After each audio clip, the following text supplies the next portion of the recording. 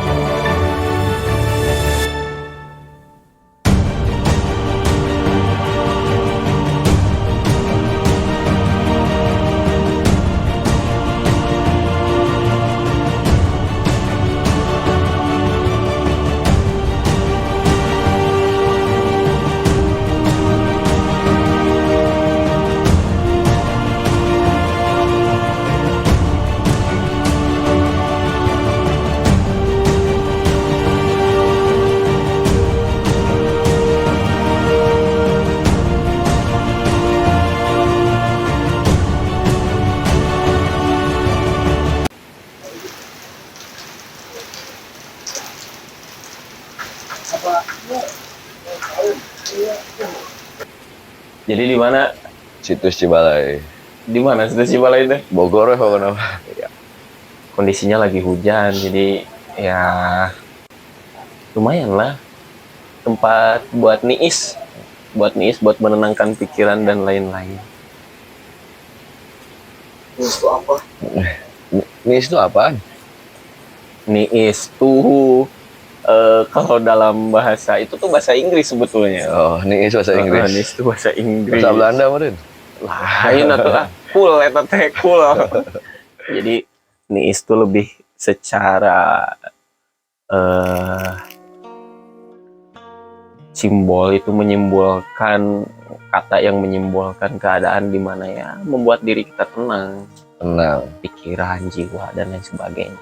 Itu ya kurang lebih sama lah kayak cool kalau dalam bahasa Inggris mah. Kenapa nisnya harus di Cibalai? Nyatu kudu di Cibalai lah niis mah. Da di dia mah suara motor gara randeng, suara mobil gara randeng, jauh tina hingar-bingar keramaian gitu kan. Jadi emang ke kondisi kieu mah kita harus apa ya? Ya setiap orang pasti punya masalah tah. Jadi kudu niis kena teh di dieu wa tiis di dieu teh tiis ceulih harang panon cek orang Sunda. Cek orang Sunda. Kan orang-orang lain ngomong, "Ah, ieu mah keur tapak meureun." Tapaknya itu mah terserah mereka ya tamarek mana narek tapak mangga teh teuing dan niat urang ka dieu malillahi taala buka hijina nya meureunnan ieu kan makom ya makom teh peninggalan. Jadi ya kunjungan lah sekalian urang oge ka dieu niis kunjungan silaturahmi sareng penjaga cagar budayana Mang Deni jeung si Udin jeung si Yudi jaga rupa. Jadi makom jeung makam beda ya? Makomnya beda. Eta mah maneh sih nu leuwih apa kumaha. Masa orang jurusan sejarah Islam apa sih? Esok nanya balik pura-pura nggak tahu gitu. Biasalah. Jadi cenahnya situs ieu teh peninggalan, bukan peninggalan sih, lebih kepada petilasan dari Prabu Mending Layadikusuma atau Prabu Surabsesa kita yang sebutnya ya, yang saya ketahui gitu Mang. Tapi ya mungkin orang lain punya perspektif tersendiri meureunnan terkait dengan situs Cibalai ini. Jadi perspektif menurut Pak Guru Erik seperti itu ya? Perspektif menurut saya ya seperti itulah. Entah itu sejarahnya seperti apa, tapi sebagai orang Indonesia, orang yang mencintai budaya ya kita wajib lah menjaga situs ini dengan kondisi yang sekarang yang seperti apa. Dulu kenapa yang Prabu kesini ya? Dulu yang Prabu kesini ya mungkin kalau yang saya tahu ya, biasanya ketika orang datang ke gunung itu, orang zaman dahulu itu mempunyai niat ya untuk lebih mendekatkan diri kepada sang hyangnya gitu, sang hyang tunggalnya. Karena kan dalam kondisi yang tenang ya Wak, dalam kondisi yang tenang dan dalam kondisi yang tidak banyak pikiran, biasanya kita lebih fokus, lebih ikhlas, entah itu berdoa, entah itu semedi ataupun bertapa ataupun apa, biasanya lebih tenang gitu. Dan biasanya apa ya, secara spiritnya lebih ngerasa lebih dekat gitu. Kan tadi Pak Guru ngomongin tuh ya masalah Mending Laya Kusuma. Siapa sih sebenarnya Mending Laya Dwi Kusuma tuh? Sahanya saya nanti Pak. Kan tadi Pak Guru yang ngomongin itu. Iya, paling mah nyeritakeun iya. Tapi ya sepengetahuan saya ya itu yang saya tahu menurut naskah ataupun buku yang saya baca. Jadi sebelum Munding Laya di Kusuma tuh kita loncat dulu ke atas ya, kita ajot-ajotan Wak. Jadi sebelum itu tuh dulu ada yang disebut dengan Prabu Linggabuana, atau yang bergelar Prabu Wangi. Dia itu dulu raja yang kedudukannya itu ada di Kerajaan Kawali Ciamis. Kemudian itu Prabu Linggabuana, dikatakan Prabu Linggabuana itu meninggal setelah ataupun meninggal ketika ada kejadian perang bubat. Perang bubat. Iya, yang melibatkan antara kerajaan Sunda dan Majapahit waktu itu. Entah untuk apalah itu seperti itu, ataupun kebenarannya itu seperti apa. Ya, eta mangkelah orang bahas nawa. Jadi dari Prabu Linggabuana turun ke anaknya, ada yang disebut Prabu Wastukencana. Nah, Prabu Wastukencana teh menurunkan lagi 2 anak. Satu Prabu Susuk Tunggal yang menduduki kerajaan Sunda waktu, atau kerajaan Pajajaran Pakuan. Kemudian satu lagi Prabu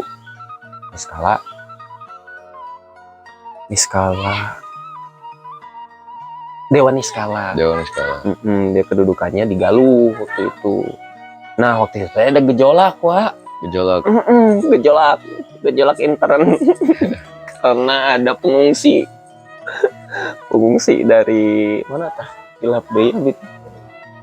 Majapahit. Iya, pengungsi dari Majapahit yang waktu itu dinikahkanlah oleh orang istana di Galuh atas izin Dewa Niskala. Kayaknya di situ ada sedikit problem, ada sedikit masalah intern dengan Prabu Susuk Tunggal, yang secara ajaran memang Prabu Susuk Tunggal itu diajari oleh aki buyutnya agar tidak menikahkan keluarga kerajaan dengan orang-orang sana waktu itu, karena ada kejadian tersebut gitu kan. Jadi nih nama kudu ingat ke Purwadaksi, kudu ingat karena naon anu diajar tentu aki buyutna gitu. Eta teh masalah teh Wak. Masalah teh lumayan gede, sigana lamun teu diatasi ku para penasehat nama, sigana mah bakal antara Pakuan jeung Galuh teh sigana mah guntreng gitu. Cuma akhirnya mah beberapa orang atau beberapa penasehat dari Pakuan dan dari Galuh teh berdiskusi, badami musyawarah untuk menyelesaikan itu. Akhirnya dinikahkanlah anak dari Susuk Tunggal, yaitu Nyi Kentring Manik Mayang Sunda dengan anak dari Dewa Niskala, Prabu Jayadewata, yang nantinya melahirkan Prabu Mending Laya di Kusuma, yang lebih terkenal dengan Prabu Surawisesa Jaya Perkosa. Nah, yang dulu pernah singgah di sini itu. Jadi Prabu Surawisesa itu Prabu Siliwangi.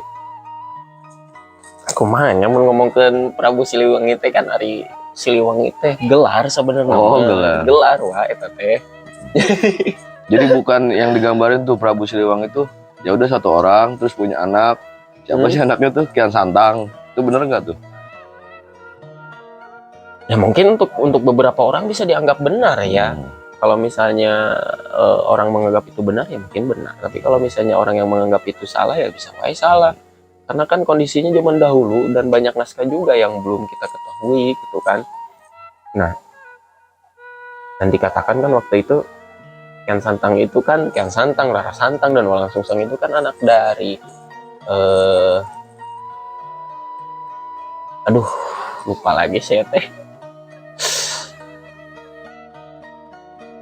Nyi Subang Larang anu anaknya Syekh Kuro nu di Karawang Dewa itu. Yakin anaknya Syekh Kuro? Kela. Ya kan Syekh Kuro kan katanya ada yang juga ngomong dia itu pendatang. Heeh sih. Kela.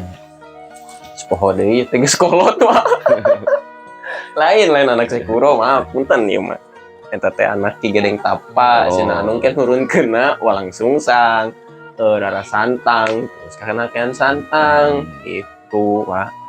Yang karena dalam kondisi saat itu mungkin ada beberapa orang yang bergelar Prabu Siliwangi, menurut beberapa orang yang menikah dengan Bunda Subang Larang gitu. Tapi ya hari kalau kita meruntut siapa itu Prabu Munding Laya Dikusuma, ya runtutannya seperti itu dari Prabu Linggabuana, kemudian turun ke anaknya Wastu Kencana menurunkan Susuk Tunggal dan Dewa Niskala. Nah, anak-anaknya teh dinikahkeun gitu, jadi nikah sagetih meureun antara Nyi Kenting Manik Mayang Sunda sareng Jaya Dewata. Nah, yang disebut dengan Prabu Siliwangi sebetulnya sih lebih kepada Jaya Dewata sih. Gelar itu disematkan pada Jaya Dewata yang memang pada saat itu dipercaya menguasai kerajaan Pajajaran itu sendiri, yang nantinya menurunkan Prabu Munding Laya Dikusuma. Nah, sudah Prabu Munding Laya Dikusuma teh turun deui aya Ratu Sakti, terus aya saha teh ngaranna teh aya Nila Kendra, terus turun ke handapna teh Raka Prabu Surya Kencana. Tapi sih nama sancan aya Prabu Surya Kencana teh aya oge Prabu Jaya, aya Prabu Jaya Dewata Buana cenah gitu. Itu berarti Munding Laya Dikusuma tuh ya. Ya mungkin Munding Laya Dikusuma kan mungkin secara apa ya, bentuk kan ini udah jelas ya. Ini dari jauh lah sebelum adanya kerajaan Pajajaran ya. Ya, menurut penjaga cagar budayanya seperti itu. Jauh sebelum ada kerajaan Pajajaran, itu tes ayah sebetulnya. Terus gimana nemuinnya ya pada zaman itu ya? Kok ada gitu? Nah, itu masih jadi pertanyaan ke kayak kan? Kan zaman sekarang, Rick misalkan, Rick gimana? Sherlock nih ada selesai. Oh, ada situs. Dulu gimana ya? Kalau ini dari jauh-jauh hari menjadi sebuah tempat gitu ya, tempat yang ya buat nisah para raja-raja gitu kan. Kalau menurut penjaga cagar budaya itu sendiri sih sebenarnya mah kieu. Jadi Aki Buyutnya itu dulu kan memang asli orang sini. Jadi ya secara tidak langsung dia menemukan adanya situs ini yang berbentuk punden berundak, dan secara ini pun, secara kesitusan pun ini disebutnya situs megalitikum karena besar kan, bukan hanya satu situs, ada yang di sini situs Cibalai, ada yang di sana, yang di atas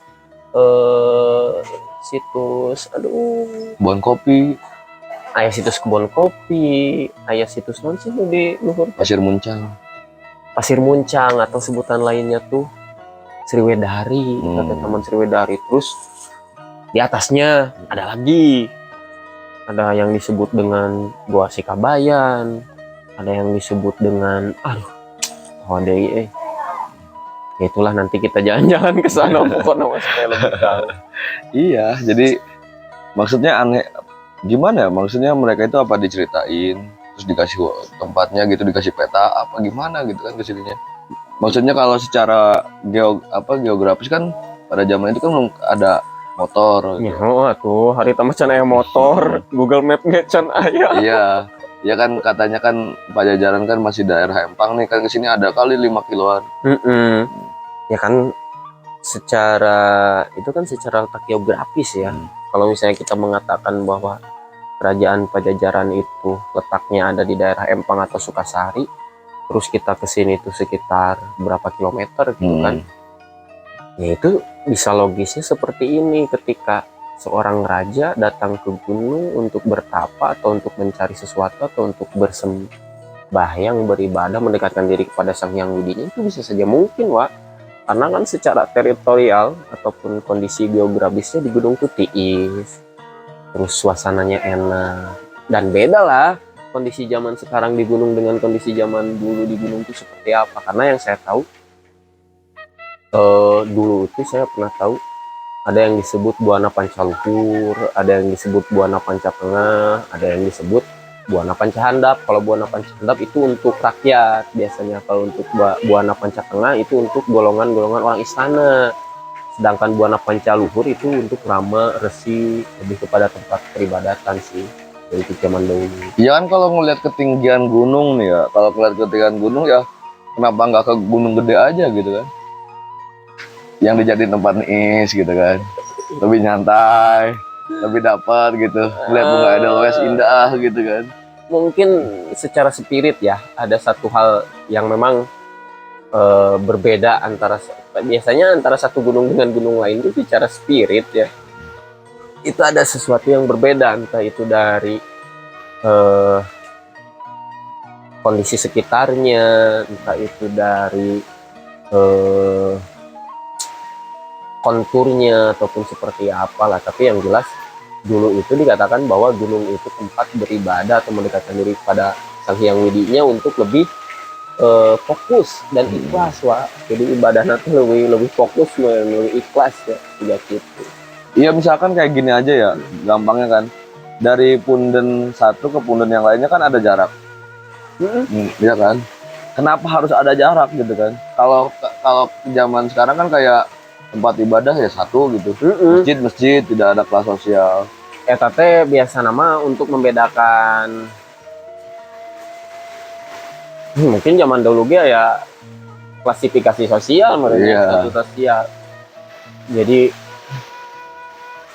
sudah dipatok, untuk resi ini tuh ada di sini, untuk resi itu ada di sini, untuk resi ada di sini gitu kan, untuk resi yang satu ada di sini. Mungkin lebih kepada tingkat kespiritannya itu yang lebih tinggi siapa, mungkin letaknya bisa lebih atas.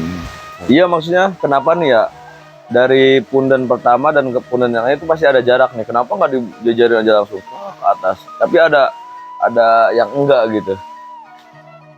Berarti apakah ini tempat emang beda gitu dengan yang lainnya? Kok yang ini mah nggak usah ada tempat situsnya? Kan mungkin waktu zamannya Munding Laya menemukan ini juga udah berbentuk tempat buat ibadah kali. Iya, kalau misalnya kita berbicara ini sudah ada sebelum Pajajaran ya pasti kondisinya sudah seperti ini. Walaupun ya mungkin bisa saja ada perbaikan kan, ada perbaikan. Oh, mungkin letaknya harus di sini, atau letaknya harus di sebelah sini gitu kan. Itu kan kita tidak tahu ya, karena tidak diceritakan secara detail atau secara rinci terkait dengan bentuk bangunannya sendiri, kenapa berjarak gitu kan. Ya mungkin dalam kontekstual zaman dahulu bisa saja gitu kan, resi yang satu itu di bawah, resi yang satu itu di atas kan, lebih ke situ kan pertanyaannya. Itu kenapa kemudian berjarak itu kenapa gitu kan. Itu bisa kaitannya dengan perbedaan dari segi keilmuan sendiri, mungkin dari resi itu sendiri. Dan kenapa berjarak ya mungkin untuk lebih memfokuskan kepada dirinya sendiri, kaitannya dengan Sang Hyang Tunggal itu sendiri yang disebut Gusti Allah kalau dalam ajaran kita ya, kalau dalam ajaran agama seperti itu mungkin. Ya, ntar juga soalnya ada pertanyaan baru mengenai ketika ini. Iya, bahwa jadi kan ini kan ini tempat dijadikan tempat sakral, tempat buat niis lah, buat mendekatkan diri kepada Tuhan gitu ya, dianggap ya. Tapi kan tempat ini pernah terbengkalai. Pasti 300 sampai 400 tahunan jangkanya sampai ditemukan kembali oleh Belanda. Kalau tempat sakral kenapa harus diterbengkalai pada saat itu? Ya mungkin ada peralihan. Sepertinya kalau terbengkalai secara permanen tidak, kalau menurut saya gitu, Wak. Ya mungkin ada sesekali dari tiap resi ataupun tiap orang-orang di istana yang datang ke sini. Cuma ya tidak secara penggunaannya, tidak secara ketika situs ini digunakan secara umum oleh banyak orang dalam suatu zaman kerajaan itu sendiri. Kalau terbengkalai secara permanen tidak, tapi mungkin lebih tertutup karena kan disakralkan gitu kan. Tidak semua orang tahu pasti. Ya, karena disakralkan, disucikan, jadi yang datang ke sini tuh harus benar-benar niatnya tuh suci gitu kan. Jadi kalau menurut terbengkalai, menurut saya tidak sih seperti itu. Apa bisa jadi dong terbengkalai atau sengaja harus diterbengkalaikan? Karena ada agama yang baru dong masuk. Ini sih,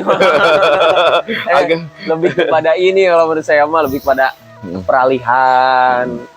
peralihan satu kerajaan dengan kerajaan lain. Misal kerajaan ini sudah berganti nama ataupun berganti kepemimpinan, bisa saja kan tidak diberitahukan, atau bisa saja diberitahukan gitu kan, entah itu lewat impian ataupun secara langsung, bisa saja gitu kan. Jadi kalau saya ngelihat sendiri gitu ya, ketika saya belajar sejarah yang jurusan saya di kampus gitu ya, melihat Nabi Muhammad itu sedang bertapa atau menyendiri, bersemedi, atau bahasa orang Islamnya berkholwat lah Ya, di Gua Hiro gitu untuk mendapatkan wahyu kan BKD-nya. Jadi ya kalau misalnya kita lihat Nabi Muhammad SAW kan mendapatkan wahyu pertama di Gua Hiro ya. Nah, ya mungkin ketika kita datang ke tempat paniisan gitu, itu kita bisa lebih, yang saya katakan tadi, bisa lebih fokus spirit kita ke Sang Hyang Tunggal, ke Gusti Allah. Kemudian kan di satu sisi ketika niis tuh kita bisa lebih jujur loh pada diri kita sendiri. Orang itu kunaon gitu kan. Kalau bermasalah sih nah kieu gitu kan. Naon kurang disalahkan, lebih pada introspeksi diri kan.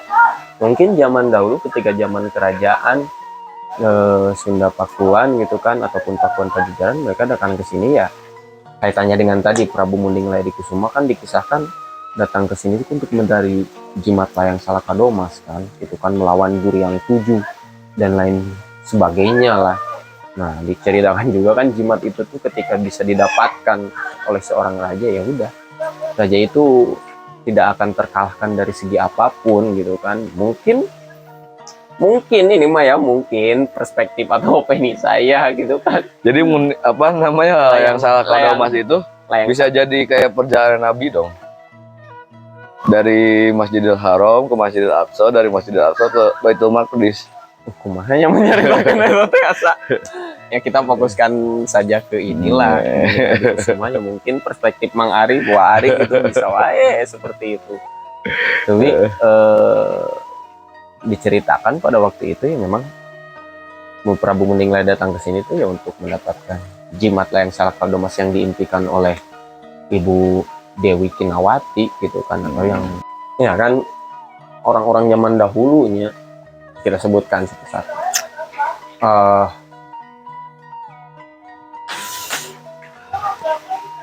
Kayak Nabi Ibrahim Kayak gitu. Nabi Ibrahim kan, untuk mendapatkan pencerahan dia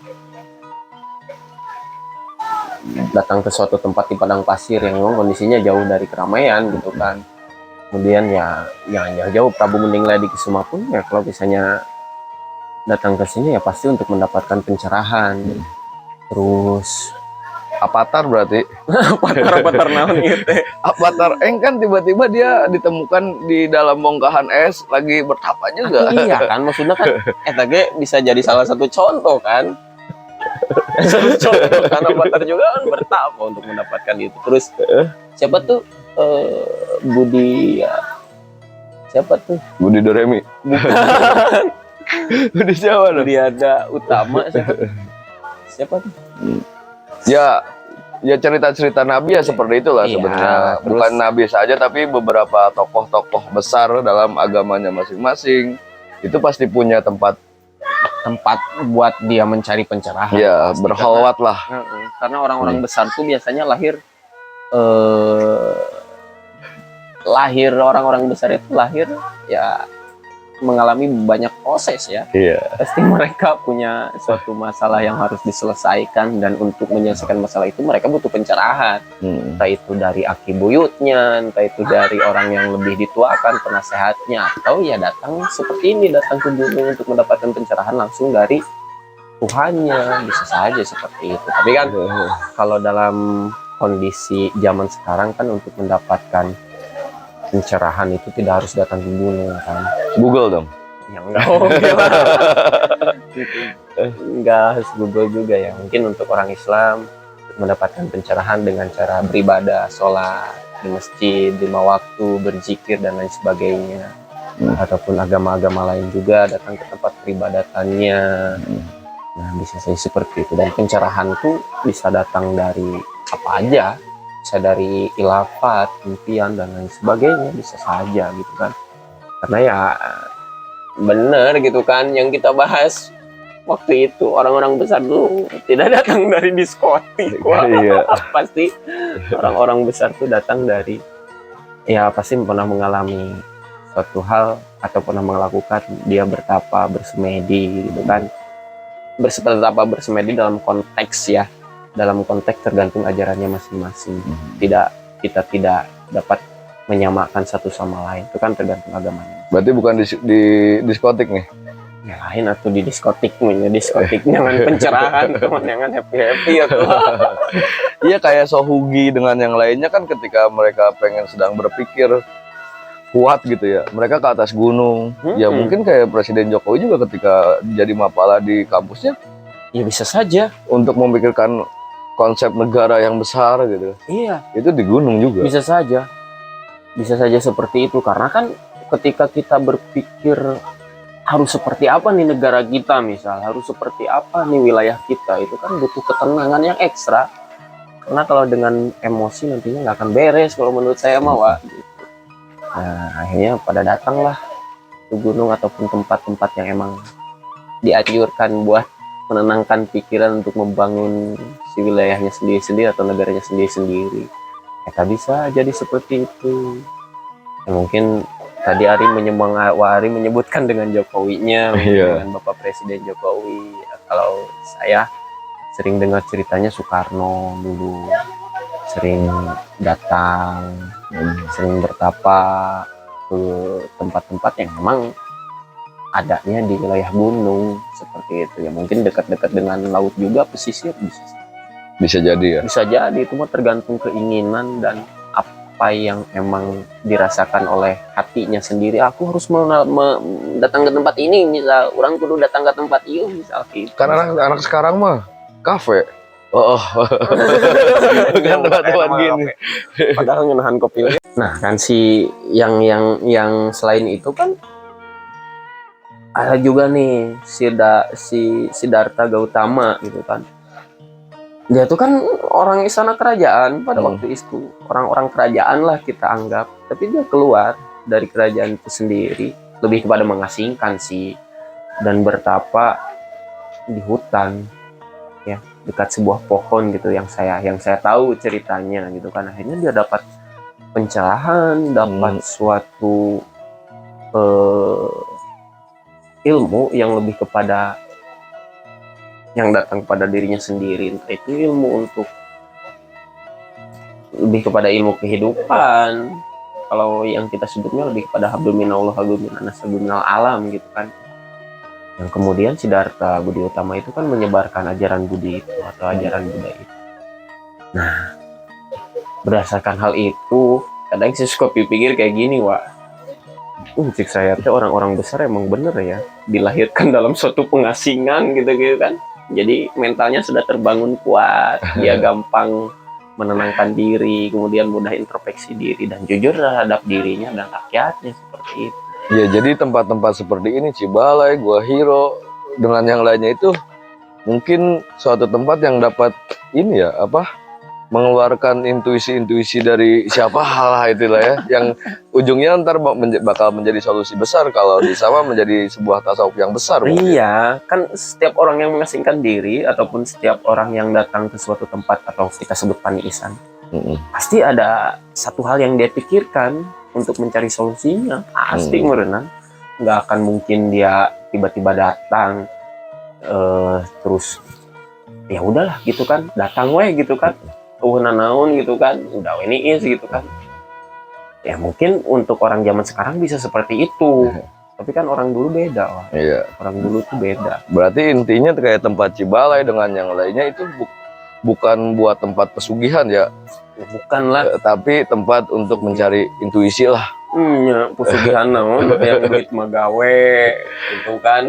Ayang kaya mah tinggal gawe, orang teh kudu jangan tempat pesugihan. Orang ya kalau lamun cek Sunda nama mun urang hayang beunghar nya kudu beunghar oge elmuna.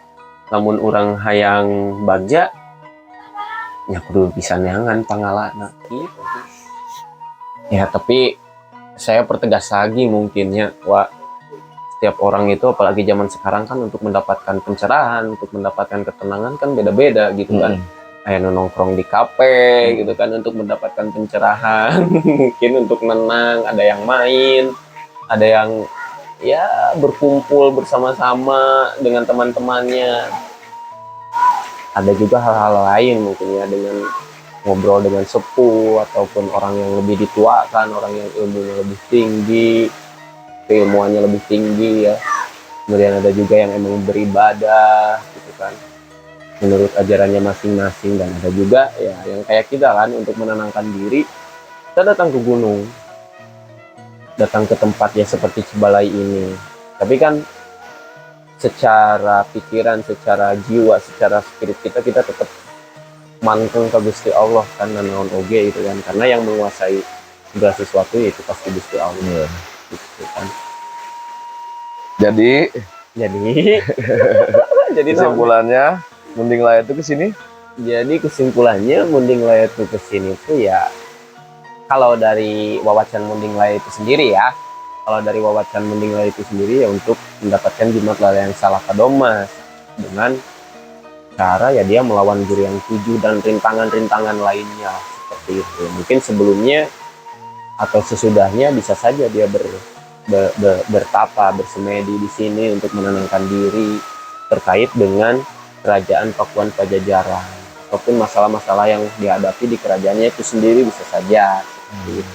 Tapi yang jelas dalam cerita wawacan itu sendiri, Munding Laya datang ke sini itu mencari jimat layang Salakadomas yang memang diimpikan oleh Dewi Cunawati.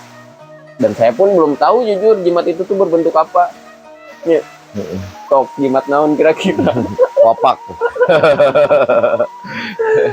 Ataukah sebuah tulisan berisi tentang ajarannya, ajaran agama atau ajaran kehidupan atau ajaran norma-norma, bisa saja. Ataupun jimat itu bisa menyelesaikan masalah-masalah yang terjadi di kerajaannya, bisa seperti itu. Ataupun jimat itu bisa saja berfungsi untuk dirinya sendiri ketika memimpin suatu kerajaan atau memimpin kerajaan Pajajaran itu sendiri, dan kedepannya itu seperti apa, bisa saja seperti itu.